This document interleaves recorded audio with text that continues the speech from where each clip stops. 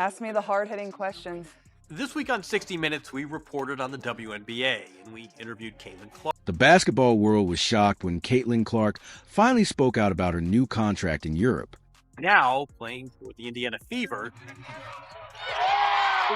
she's ushered in a new wave of WNBA fans. TV ratings and attendance have skyrocketed. Finds Clark from the logo. You know how crazy these crowds get, though, when they see that logo 3. Yeah, they go crazy. Feels good to hit those? Occasionally. It's not too bad. So seriously, though, so you got the ball in your hand. Yeah. You're crossing midcourt. What's the decision-making? Pass, pull up. How does that work? The WNBA's Rookie of the Year announced her choice for the upcoming season on Instagram after days of swirling rumors and intense speculation, leaving fans and sports analysts eagerly awaiting her big reveal. Caitlin Clark's social media pages were silent after the Indiana Fever's devastating playoff loss to the Connecticut Sun, leaving fans and analysts wondering if she would make a comeback, if her amazing rookie season was only the beginning, or she would take her extraordinary talent somewhere else. That's an absolute dime.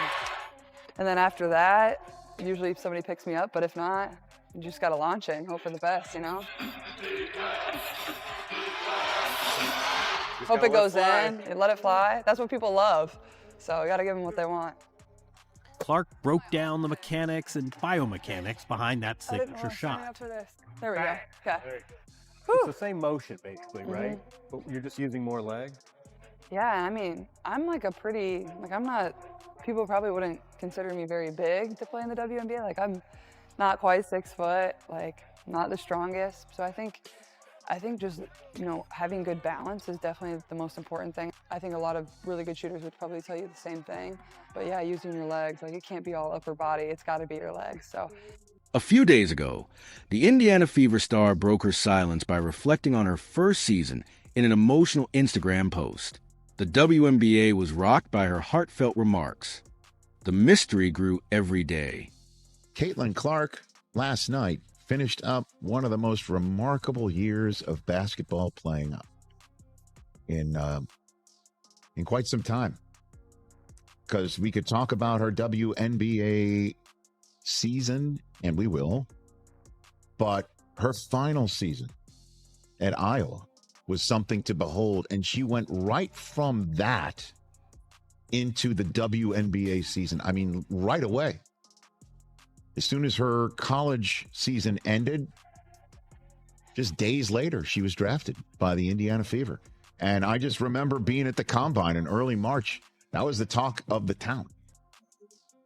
In addition to what we were seeing out of the Pacers and the Combine being there, it's like Caitlin Clark's coming here, the Big Ten. Her Instagram post marked the start of a season that drastically altered what it meant to be a WNBA rookie.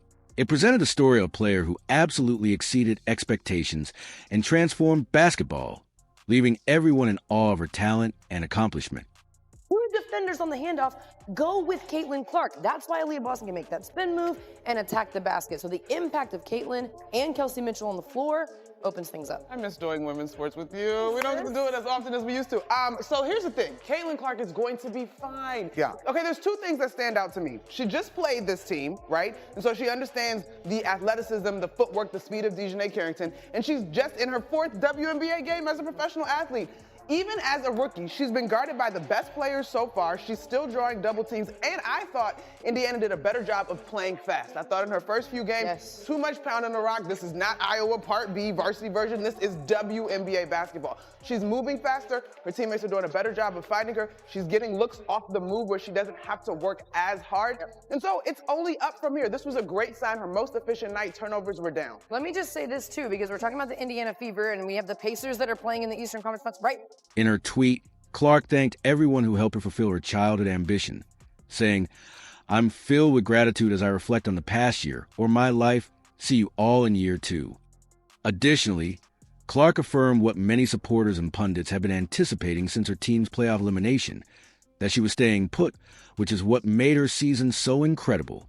ESPN are showing the game last night in which the Fever got swept by the Connecticut Sun last night. they showed a montage of her year.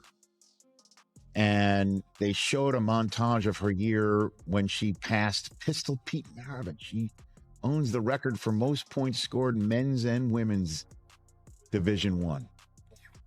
And she set every record you possibly can set for Iowa, for women's basketball. Caitlin Clark shattered an astounding 62 records in her rookie campaign, proving her legendary impact on the sport and establishing her status as a basketball powerhouse.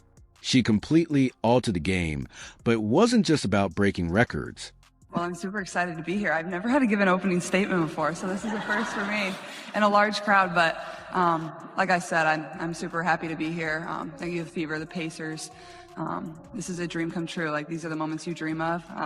Obviously, Tamika Catchings is here. Like, that's pretty incredible. Somebody I grew up idolizing. Yeah.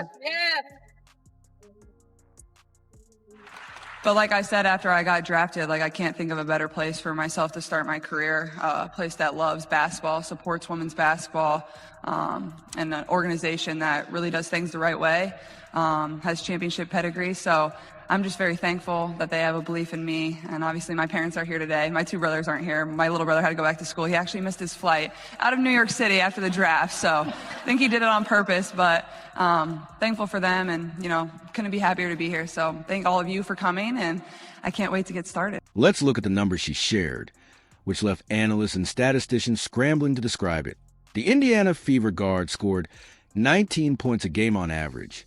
In addition to having incredible stats for a rookie, 8.4 assists, 6 rebounds, and 1.3 steals per game, her 337 assists broke the record for the most in a single season, proving that she can help the players around her.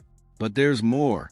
Caitlin Clark's exceptional vision and playmaking abilities were further demonstrated when she finished a single game with 19 assists.